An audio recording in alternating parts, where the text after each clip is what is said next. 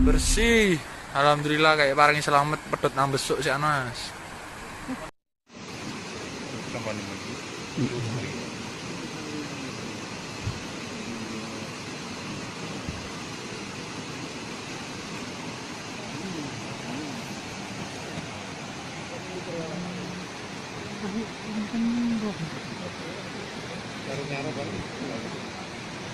Lah iku lho dari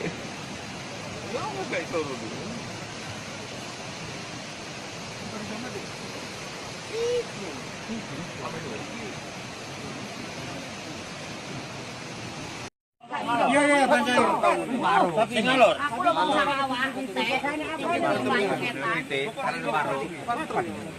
Wong sapi teko gen aku barang sing. Oh, iki dijogo iku. terkait perkembangan erupsi Gunung Semeru, ini warga sudah mulai memadati kembali. Di mana warga tadi sempat kembali ke rumah masing-masing, tetapi selang 1 jam kemudian ini masyarakat sudah mulai berhamburan keluar lagi karena sudah ada rumor keadaan Gunung Semeru kembali erupsi lagi. Begitu menurut informasi dari warga. Entah betul tanda itu kami belum bisa memastikan secara langsung, cuma ini kami sudah nanya-nanya ke masyarakat begitu. Karena itu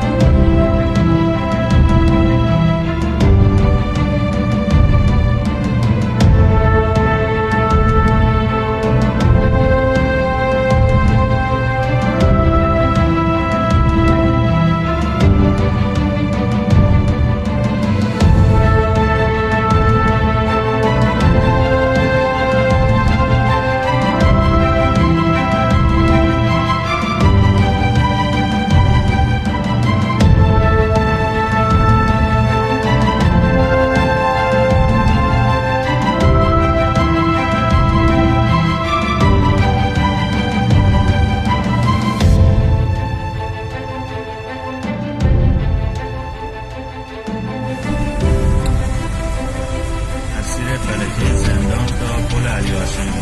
هر سال همیشه همینطوریه. هیچ کس هم نمیاد رسیدگی بکنه این آقای سرپیش چجوری دفع بشه. لطفا این انتشار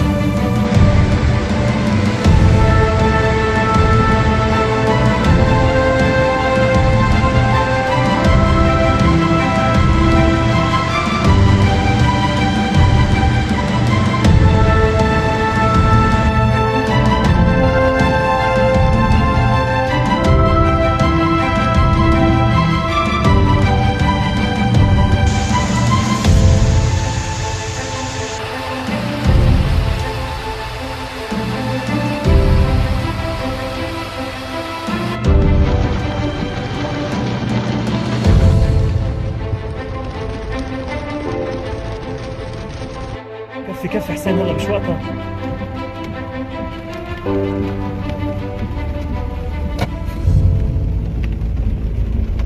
يا شوي شوي بتطفي ستيل.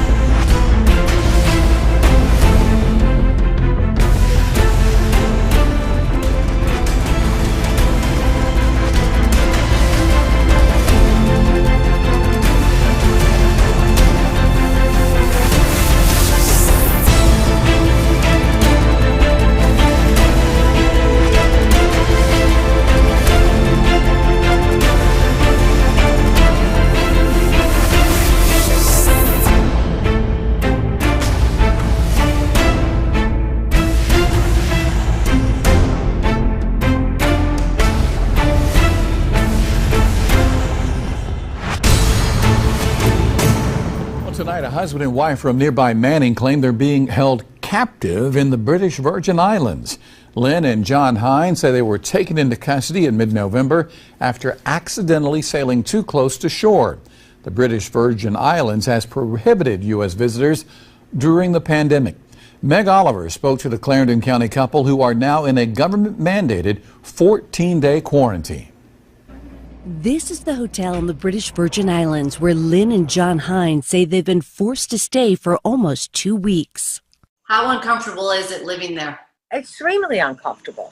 We've asked if they could spray for bugs, and they just ignored our request. The couple says they, along with a friend and boat captain, were detained after their ship accidentally veered into the territory. He immediately turned the vessel around, but before we got back to the waters, the British Virgin Islands came up upon us and they said, you need to drop your sails and you need to follow us. The British Virgin Islands has banned U.S. citizens because of the coronavirus. In a statement, the local government said the persons were charged with illegal entry without the permission of an immigration officer. But the couple says they've yet to hear that from customs or immigration officials. Nobody would tell us why we were here. And to this day, we still don't know. Did you know there was a travel advisory banning Americans? We knew that the borders were closed, but I had no idea about territorial waters. Michael Winkleman is an expert in maritime law. And it's really kind of absurd because if you're at all familiar with this geography, it's literally an invisible border. It's not like there's signs in the middle of the ocean that says you're crossing over from one territory to the next. The couple says they are now awaiting COVID tests before they can have their day in court. We want out. We want to go home. We did nothing wrong. The captain has said he takes total responsibility, and to hold us here hostage like this, we're just a bargaining chip. We can't understand why they were doing this. Meg Oliver, CBS We begin tonight News. with that breaking news in Maple Grove. One person is still missing and at least 2 others were hurt in a fire that set off explosions tonight. There is still a lot of activity at the business on Bass Lake Road between Brockton Lane North and Lawndale Lane North. Devon Roming is live there tonight with what we know so far. Devon?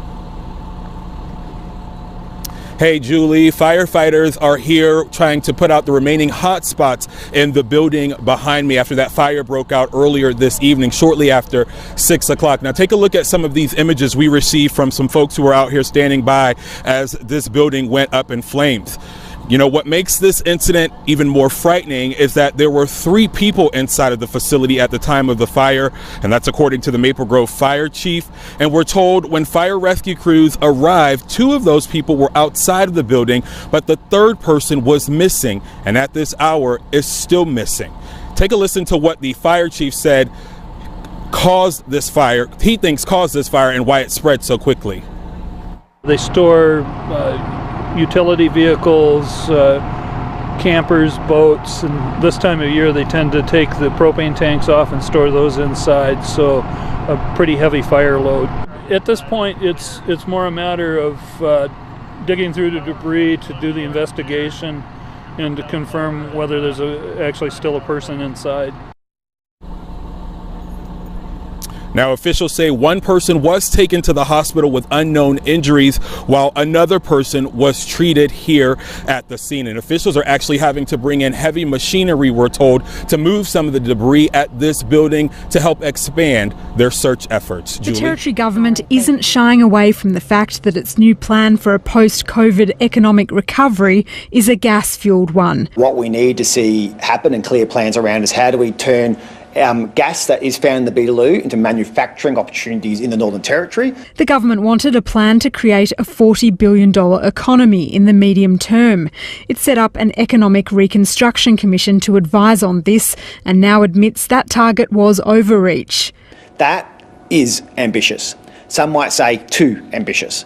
But we figured if we're going to have this calibre of people working together for 6 months, we might as well get them to think big. Gas development in the Beetaloo Basin and a gas-fuelled petrochemicals precinct on Darwin Harbour are prominent features of the report, which describes them as critical opportunities. If you look at the PPE that people have worn all through dealing with coronavirus, that's made out of gas product. The commitments to the gas industry sit alongside plans to develop solar. It's triggered and supported by renewables. So the report buys in to the net zero emissions target that we've got. But this hasn't impressed environment and social justice groups or the manufacturing union, who've jointly responded to the report. I remind the Chief Minister that the Beetaloo gas fields alone will increase Australia's emissions by more than 5% of its life cycle emissions.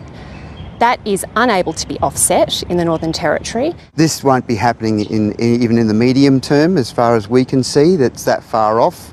But there is a strong reliance on that in the report, that the Beetaloo will be opened up. Earlier this year, the Commission pushed for 30-day government approvals timeframes, and public service agencies have been asked to speed things up.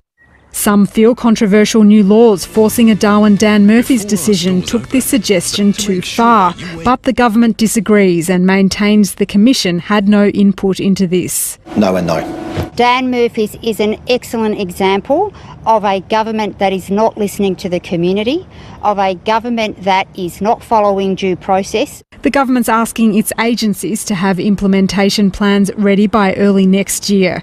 And the opposition is backing the government on this, saying the suggestions from the Commission look just like country Liberals' policy. Felicity James, ABC News. Vowing definitive punishment for those involved in the assassination of one of Iran's top military scientists, believed to be linked to Tehran's nuclear program. This comes as the Pentagon orders the USS Nimitz back to the Persian Gulf, though claiming it was only deployed as a backup for troops being pulled out of Iraq and Afghanistan. Let's bring in now Fox News senior strategic analyst and retired four-star General Jack Keane to weigh in. General, good morning. As always, thank you for being here. So when you look at this assassination that we believe was likely done by the Israelis, what is the impact of this? Well, I think clearly what they're trying to say, the Israelis, certainly they have intelligence that we're not privy to have publicly. Certainly the United States is sharing that with them. And the Israelis have always believed, and they had the evidence to prove it, that Iran really intends to build a nuclear weapon. They went into Tehran in 2018 in January and cleaned out a warehouse of classified information. He said this was a criminal act and highly reckless. It risks lethal retaliation and new round of regional conflict. Iranian leaders would be wise to wait for the return of responsible American leadership on the global stage to resist the urge to respond against perceived culprits. Was this a criminal act? Was it reckless? I mean, he probably would have said the same thing about killing Qasem Soleimani. Yeah, I mean, that's pretty extraordinary. It takes a lot of gall to say something like that in the face of what Israel is dealing with Iran. I mean, Iran is a threat to the United States. They've proven that. They've blown up our embassies. They've killed our soldiers in Iraq. They've killed thousands of us in the 40 years. But they're not an existential threat. They're not challenging the survival of the United States. Nuclear weapons in their hands with ballistic missiles and the continuous and repeated threat to destroy the state of Israel. Iran is an existential threat to the survival of Israel. That is why their actions are so different than ours. That is why their determination and resolve is so different. And I'm stunned that a former CIA director would not recognize this level of intensity and determination for what it really is to protect. Florida has now become the third state to top 1 million cases of COVID-19 since the pandemic began. With 8,800 cases added across the state today, there are questions about whether we'll start seeing new spikes in Northeast Florida after some recent public events. News4Jax reporter Eric Ravigny joining us live along the St. Johns River to explain.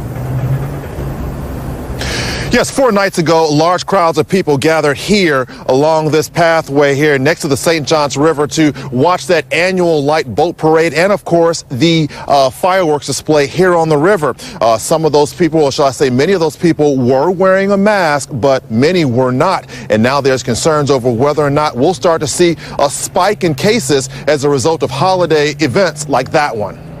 As of Monday afternoon, Florida officially surpassed 1 million cases of COVID-19 since the start of the pandemic back in March. Doctors we spoke with say there's a reason why we continue to see new cases months later. People are exhausted.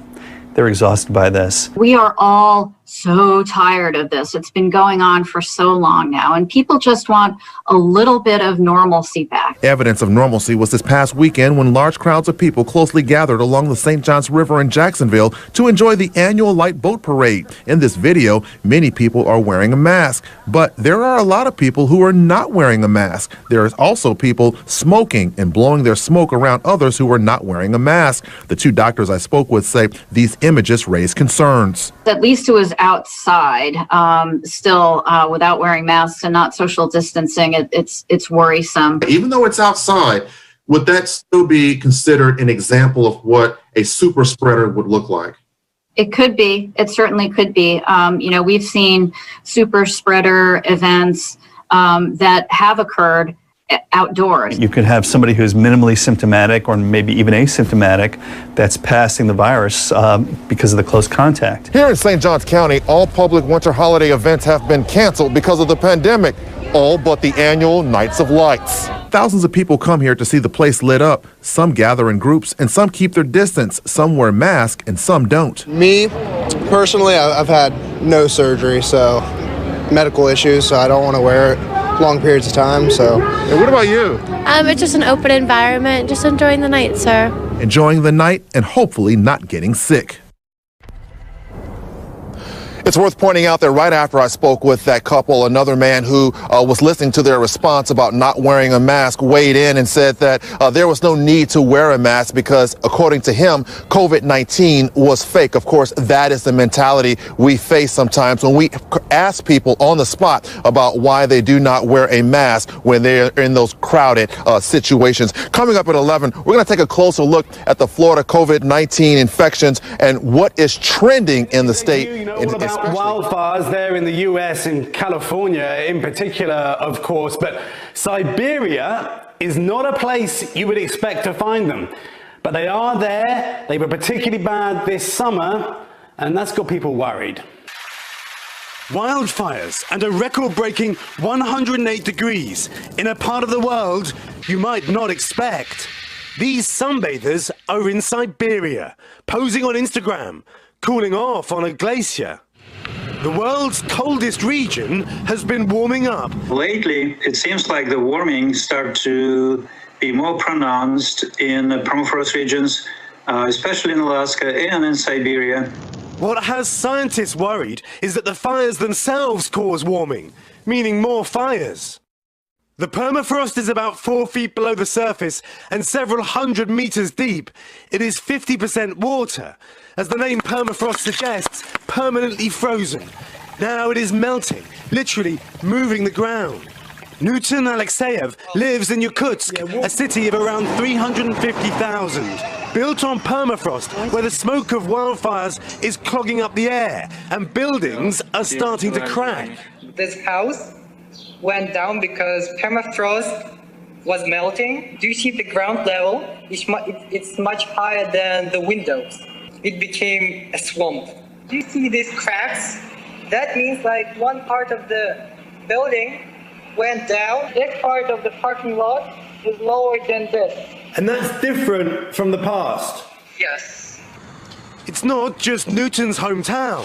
If the ground melts, thousands of pipelines, roads, railways will collapse. The shifting ground endangering this nuclear plant, opening up huge sinkholes. Just recently, a massive oil spill from a destabilized storage with a CBS 2 exclusive. Good evening. I'm Marisa Vedra in for Erica Sargent. I'm Brett Edwards. A young girl mauled by her neighbor's pit bulls back home tonight, speaking only to our Jermont Terry about the dogs that tore into her flesh. Stay still.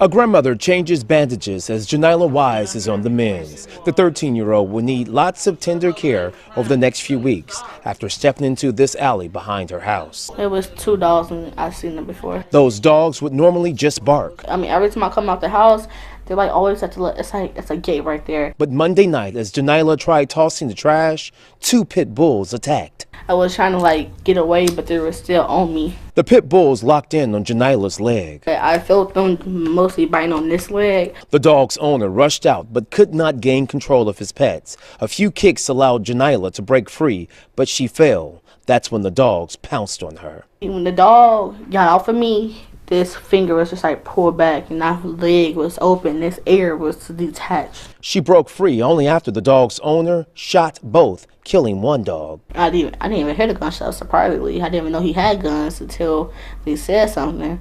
Her family jumped in the car and rushed her to the ER. And I kept thinking about like, oh yeah, you good, you be good, but the blood was just dripping.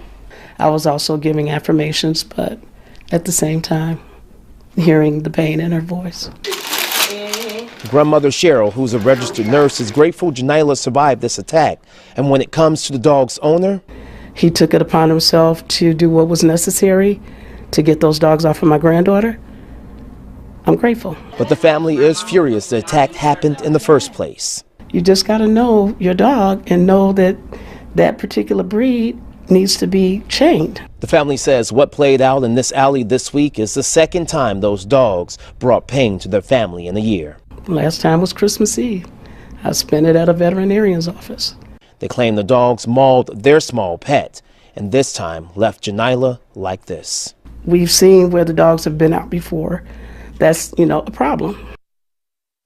Now, one dog was shot dead in the alley, the other injured and taken by animal control. The family tells me that the neighbor did reach out to see how Janila was doing, but they didn't have too much to say to him. They surely had a lot to say and great good things to say to the staff at Christ Hospital for taking extra good care of her. And Janila is going to have even extremely good care at home because both mom and grandma are both registered nurses. Reporting live tonight, Jamont Terry, CBS 2 Sending out News. strike teams to set up testing centers throughout the Commonwealth. One of those will be in Butler County, but there's some confusion on when it'll be up and running. Jennifer Barrasso is in Butler tonight to explain why the site is being delayed and when it'll finally open. Jennifer? That's right, Megan. Well, Leslie Oshie, the chair of the Butler County Commissioners, says this has been a headache. It has been a big mess. She said AMI, the testing company, contacted the county this morning about the delay, saying it was due to a lack of staffing. Wednesday morning, hundreds of people were expected to show up at the Michelle Krill Field in Butler for the start of 5 free days of COVID-19 testing, part of the Department of Health's new strike teams. Leslie Oshie is the chairman of the Butler County Commissioners. This week was strategically good because, we have people coming back from Thanksgiving holiday, many people who were traveling or those who need to be tested. Oshie said talks about a testing site in Butler began in October.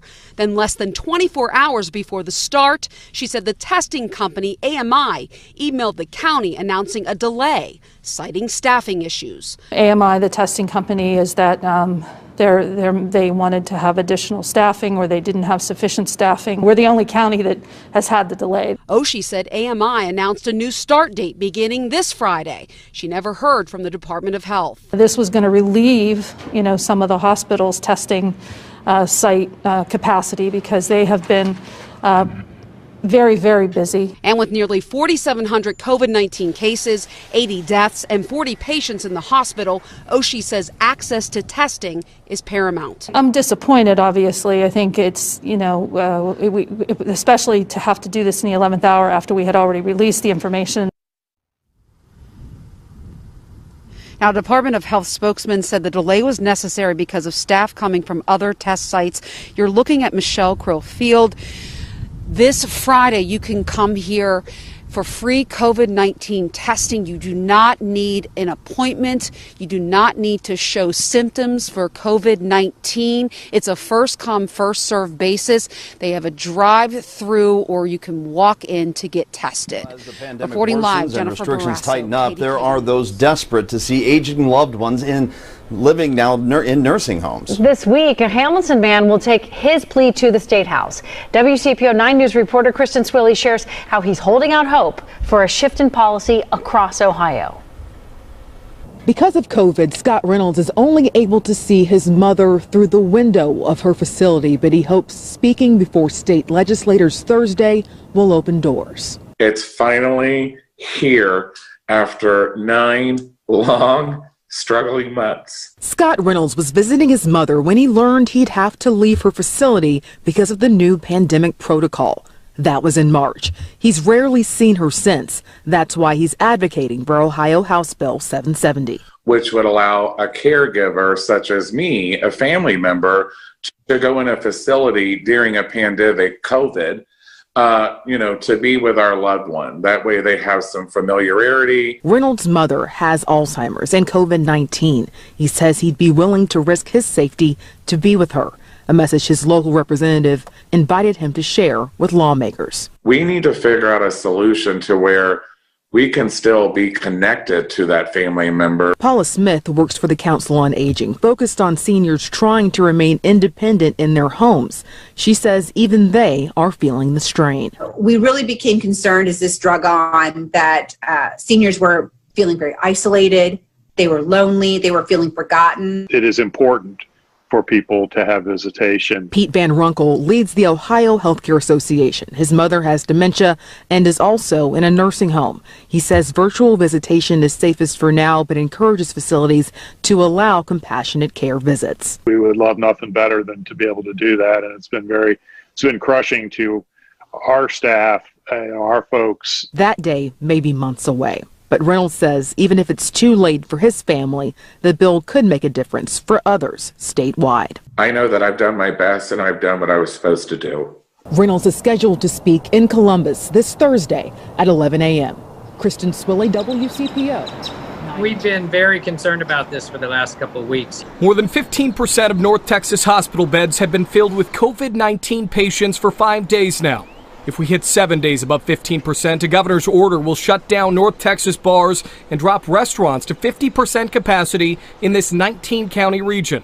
Dallas County Health Director Philip Wong doesn't expect this rollback to change much. Going from 75 to 50% isn't going to make a difference. It's hard to even tell, or enforce or anything, a difference between 75% and 50%. Well, we've been extremely fortunate that the vast majority of businesses have been able to comply. Chris Porter from TABC said they have 220 agents working to make sure restaurants and bars follow the rules. Since the end of June, we've conducted more than 24,000 inspections across Texas, and of those, we've seen fewer than 700 violations. The Porter said in recent months, 2,800 Texas bars have now converted to restaurants. So that means if bars shut down in North Texas, many now operating as a restaurant will remain open at 50% capacity. If residents of Dallas, Denton, or Tarrant counties are out and they notice a business where there could be cause for concern, we do ask they contact TABC. Dr. Wong is worried about the next few weeks. With just having gone through the Thanksgiving holidays, with the colder weather and people spending more time inside, with everyone having COVID fatigue, it is not at all surprising that these numbers are where they are, and we anticipate they're going to just keep going up. In Dallas, Tuesday, we have a story about a man who gave up a successful business to hit the road and cave back. As soon as I saw how bad the situation was here in Baltimore, I had to stay. Well, WMAR 2 News' Eddie Kadam shows us how Pastor Josh found his calling helping people living in homeless encampments. Pastor Josh gutted and painted this old bus and turned it into a rolling beacon of hope. This will try your faith. I mean, these are very hard situations a lot of these people are living in. He and his wife traveled to encampments in the United States and Puerto Rico. Underneath different bridges like Newark, New Jersey, New York City, Baltimore, Philadelphia, all the different places that are having a spike in homelessness due to COVID-19. He used to own an RV business, but now he lives on the bus and goes back to Delaware to pick up donations. He says he was called for a higher purpose and came to the encampment under 83 in Baltimore to help. We first met a couple weeks ago. Clothing, food, blankets, coats, things of that nature, because a lot of people are getting rid of their beach homes right now after COVID as well, because they can't afford to keep their beach homes, but they have a phenomenal amount of clothing in them that they're giving away. He sometimes spends months at an encampment helping to connect people to resources they need and giving out the donations that he collects. I know it's generally a saying, but I can literally turn their frown upside down and make them smile. A calling answered and a growing mission as he rolls out to places where people can use some help and hope. In Baltimore, Eddie Kadam, WMAR 2 News. And to learn more about Pastor Josh, just head to our website. To some updates about a vaccine against the coronavirus infection. Russia's coronavirus vaccine, that is Sputnik 5, has arrived in India for adaptive phase 2 and 3 clinical trials. This comes after Russia and India agreed to mass produce the vaccine in India. The Russian Investment Direct Fund and India's Dr. Reddy's laboratories have initiated the clinical trials in the country. They got the approval from the Drug Controller General of India to conduct phase 2 and phase 3 trials. The vaccine arrived in India last week and will be mass-produced by the Indian pharmaceutical firm Hetero. Hetero has agreed on a deal with Sputnik that it will produce more than 100 million doses in the country. Around 100 million doses of the vaccine will be manufactured by 𝐃𝐈𝐒 in Hyderabad. The Russian Wealth Fund says that it plans to start producing the vaccine in the beginning of the year 2021. Earlier, the CEO of Russian Direct Investment Fund also said that India will get the vaccine on a priority basis. The Russian vaccine Sputnik V became the first vaccine in the world to get registered. Its makers have said that the vaccine is 95% effective in preventing COVID-19. Earlier this month, Russia said that it has started the mass production of the vaccine. Russia also said that more than 20 countries have already pre-ordered about 1 billion doses of its vaccine. Kremlin is now rushing to keep pace with Western competitors in the race for an have effective charged vaccine. Hussey Copper with illegally polluting the Ohio River. U.S. Attorney Scott Brady says Hussey Copper discharged oil, copper, and other pollutants into the Ohio and then allegedly tried to cover it up with a false report. Prosecutors say it happened more over than the course of 8,800 new cases today. Nearly 3,000 of those are here in South Florida. And new tonight, confirmation on who will be first in line for the first vaccine. The first batch of doses could arrive here in just weeks, and as expected, our frontline healthcare workers will be among those taking priority. A panel of experts assembled by the CDC has decided which Americans will receive a coronavirus vaccine first. The approximately 20 million doses that could be made available by the end of the year will go to healthcare workers and nursing home residents. Federal documents obtained by CBS News point to December 15th for states to start receiving the Pfizer vaccine. The Moderna vaccine would first become available a week later. Both are waiting on emergency FDA authorization. Jackson Memorial Hospital is set to get its first shipment in mid-December. With the vaccine, we are hoping the initial data looks very promising, showing over 90% for the 2 first vaccines that are expected out. So with this ability for us to vaccinate and have protection against COVID-19, it would allow us to start looking forward. Jackson Health System, which sent us this video, is equipped with state-of-the-art freezers meant to preserve the vaccine. Hospital staff opting to get the vaccine will be prioritized by highest risk to lowest risk. As Americans struggle, a bipartisan group of lawmakers introduced a $908 billion COVID relief package before key programs expire at the end of the year. We cannot abandon the American people, the families who are suffering at this time. This 4-month COVID-19 emergency relief package will help get us through the hardest months of winter and into a new administration. With cases rising, so are restrictions. Most of California is already under a mandatory curfew, and the governor warns he may institute a full stay-at-home order. Look at some of the overseas challenges that Joe Biden will face when he takes office. In the Middle East, Iran's leaders are seething over the assassination of the country's top nuclear scientist, and ISIS may be planning a comeback. CBS's Holly Williams reports tonight from Erbil in northern Iraq. The alleged mastermind of Iran's nuclear weapons program, Mohsen Fakhrizadeh, was buried with full military honors today. He was ambushed with a remote-controlled machine gun mounted on a car that later blew up, according to Iranian media reports. Iran's president blamed Israel for the killing on Saturday and vowed retribution in due time. It's just one of the problems that President-elect Biden will inherit in this unstable part of the world. This month, the Pentagon announced that U.S. troops in Iraq would be cut by 500 just before Biden takes office, a move critics say could give a boost to militia groups backed by Iran that have fired scores of rockets at U.S. targets this year alone.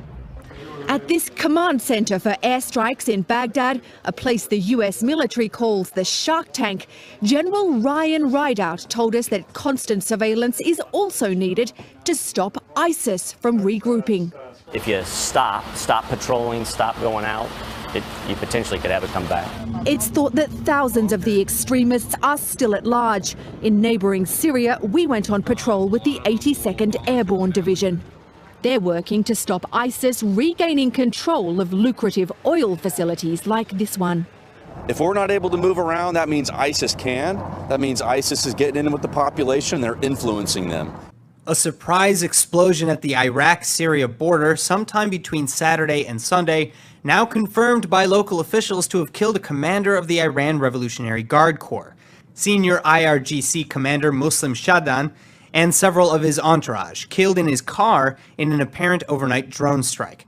And just a day after the assassination in Tehran of Iranian nuclear scientist and military head Mohsen Fakhrizadeh, an attack blamed on Israel and now also on local Iranian opposition groups. متاسفانه عملیات بسیار پیچیده‌ای بود و با کارگیری تجهیزات الکترونیکی رخ داد. هیچ فردی در صحنه حضور نداشت. اما سرنخ‌هایی وجود داره. ضمن که اون کسی که این طراحی رو کرده برای ما مکشوفه که کیست. State health leaders say Utah is ready to receive its first doses of the vaccine, something that could happen in a matter of days. Fox 13's John Funke joins us live to explain the timeline. John.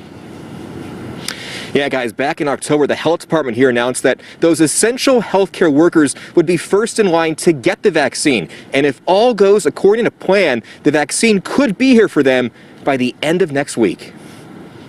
Utahns should feel comfortable and confident in the plan that we've put together, and we're ready to execute it. After what has seemed like an eternity, there's finally some light at the end of a very dark tunnel. I think it's reassuring for us that the work group that we put together and who has been looking at this issue for the past many weeks and months essentially came to the same conclusion. In anticipation of a coronavirus vaccine being approved by the FDA, a CDC panel recommended the first batch of doses be administered to healthcare workers on the front lines of the pandemic, a plan the Utah Department of Health drew up back in October. So healthcare workers are just at a greater risk of being exposed. The FDA is set to hold an approval hearing for the vaccine developed by Pfizer on December 10th.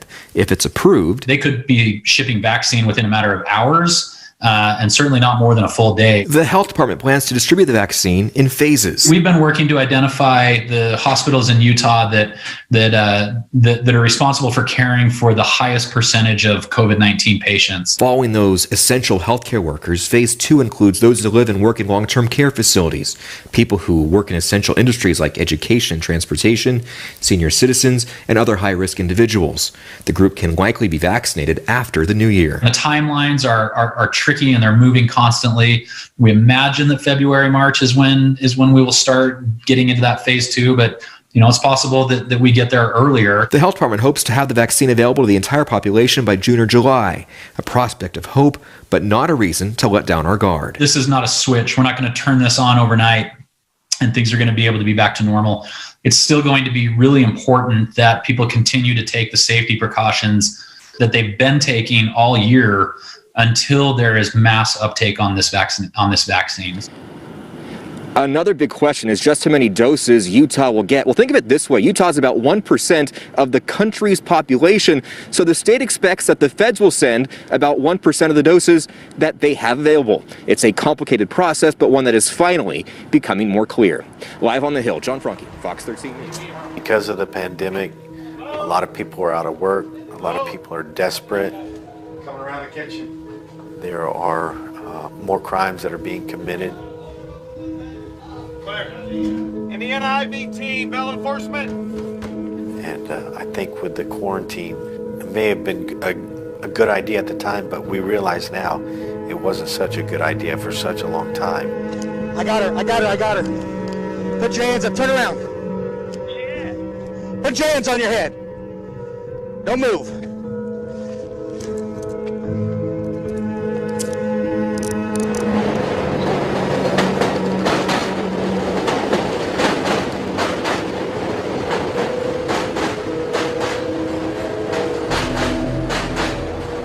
My other advocacy love is working with survivors of gun violence, because I'm a gun violence survivor. I lost a nephew to gun violence. So today what we're doing is we're working with other survivors, is giving out food to the community and also giving them a gift basket.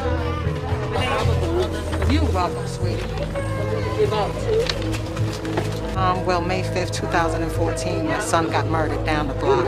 I no longer say the United States of America. Sometimes I feel like we're living in a third world country, and we're not. I mean, we need to come together and work in unity. We have been so divided. There has been so much hate.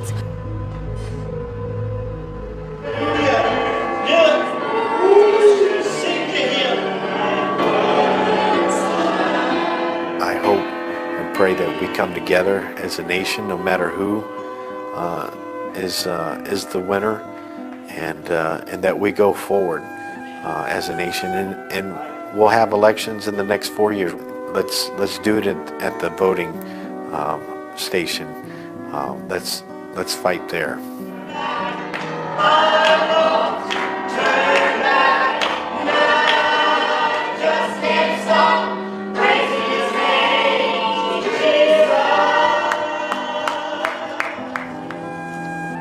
Trump is acting like a spoiled brat, and he could do serious damage. For God's sakes, the man has the nuclear code. But I'm not worried about it. All I keep telling myself as a mantra, January 21st, January 21st. Obama had to leave in 2016, and Trump is going to leave in 2021.